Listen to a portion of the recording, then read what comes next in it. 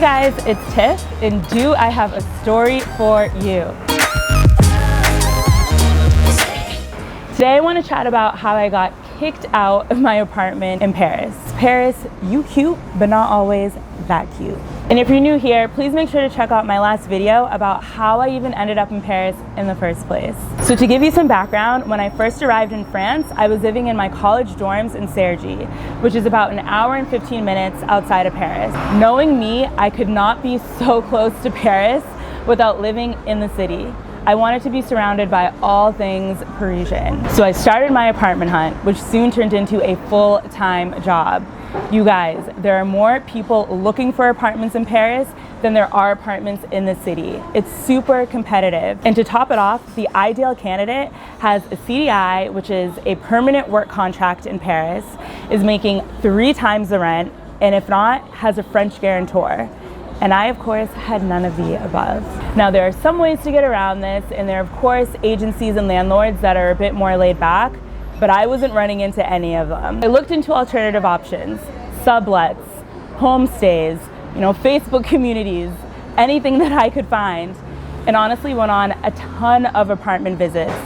Finally found one that was semi-decent, and the guy was willing to accept me as a tenant. Let's call him Mr. T. And he was willing to drop the price if I paid him in cash every month.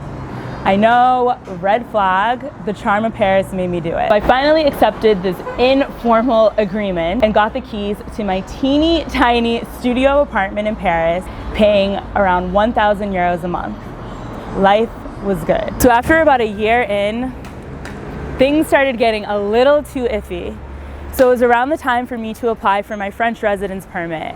And in order to do this, you have to show proof of residence by way of a housing contract or an electricity bill or a work contract. So Mr. T gave me an electricity bill. And when I brought it to French administration, they told me that it showed that he hadn't been paying the bill. So I asked him about it, and he turned back and said to me, "Oh, why is the electricity bill so high? Have you been letting other people live with you?"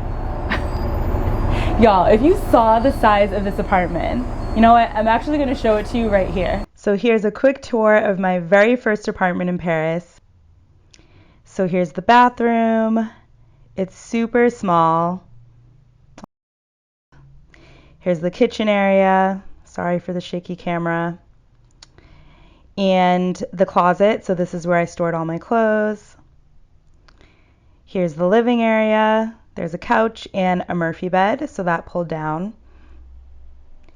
And that was it. That's the entire apartment. There was no way in hell anyone was living with me in that apartment. From then on, things just started getting weirder and weirder. Like, I remember I was having a Skype French lesson, and he asked if he could sit in with me on the class.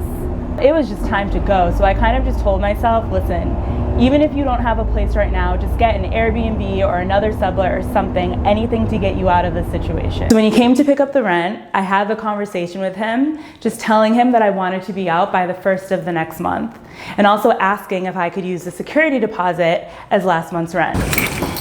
The guy flipped, saying that he was disappointed in me and that he could just kick me out right now, but he wouldn't do that because he's not a bad person.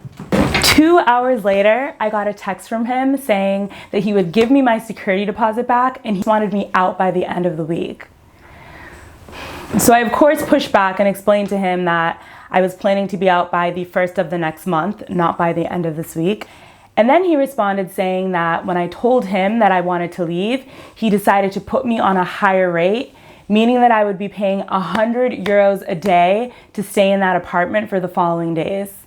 And from then on, he just started harassing me via text, just saying that I decided to leave and that he's within his right to just kick me out. And of course, thanks to my French friends that I have, I knew that what he was doing was completely wrong. I remember that when I first moved in, because it was just too informal, I had drafted a contract that we both signed, and when we signed it, I remember him saying this would never hold up in French court because it's not an official document written in French.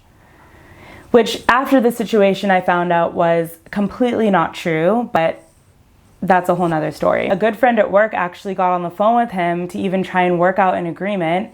And we ended up landing on the fact that he would send me at least half of the security deposit, and then I would give him the keys to the apartment, which never ended up happening. He just continued to harass me. So he sent me this text message in the midst of everything. "I must say that you've been having a suspicious white girl attitude that the black man that I am can hardly put up with, but let's not make this a personal matter." Like, he was just flipping out because I wanted to move out of the apartment. But anyways, my guardian angel tapped me on the shoulder.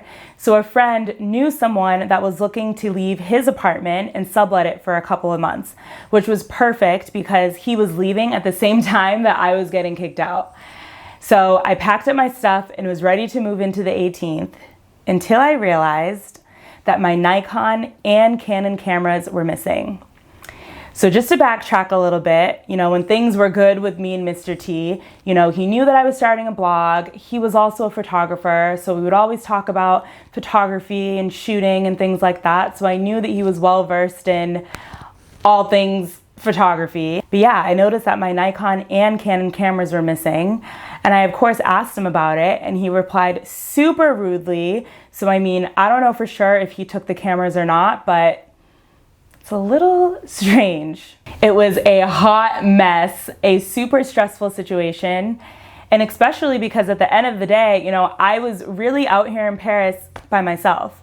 I didn't have family that I could just move in with. Yes, I had friends here, but we were all kind of in the same situation, living in super tiny apartments. So I really just had to figure things out. So thanks to a lot of really awesome people in Paris, I was able to move myself out of that apartment. But it's crazy because through all of it, I just kept telling myself that this was happening for a bigger reason. Just how fast it happened and how crazy the situation was. I was like, something must be getting set up here because this is just entirely too much. I finally figured out when I signed the lease to my new beautiful apartment in Paris that I absolutely love. I will definitely do an apartment tour for you guys. There's always a blessing in the chaos. So because I got pushed out of this apartment, I ended up moving into the 18th into a sublet for a couple of months. And honestly, shortly after that, the guy was actually coming back to the sublet, so I had to hurry up and find a new place to move into, which ended up being the apartment that I live in now. It's also in the 18th and only a 7-minute walk from that sublet that I was living in.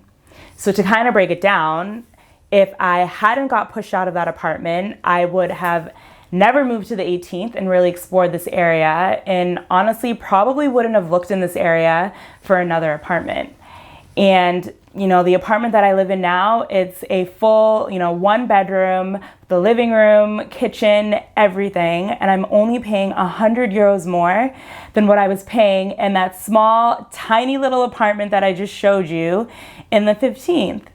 He was definitely taking advantage of me, definitely overcharging me for that space. I even later found out that it's also illegal to kick anyone out during winter months in Paris. And he was kicking me out in November, which falls into that winter month category. Just everything about that situation was so horrible, but at the end of the day, it landed me in such a better space. I love coming home to this apartment. It just really feels like home, my little home in Paris. And as a side note, I also met my boyfriend at the apartment visit for this apartment. That was also a little blessing that came out of this whole situation. So if there's anything that you take away from this video, please let it be that our steps are ordered. If you're going through hell or chaos right now, just know that it's absolutely for a reason, and it's going to set you up for something so much better. I always say that he never takes something away without replacing it with something bigger and greater. So that is my full story on how I got kicked out of my apartment. As you can see, it was such a hot mess, but I survived, and with the help of some amazing people. And I would love if you guys could please leave a comment below if you've ever found yourself in the midst of chaos, only to find out that you were later set up for something so much greater. I'd love to hear some of your stories. So thank you for watching, and if you like this video, please make sure to like and subscribe. Until next time.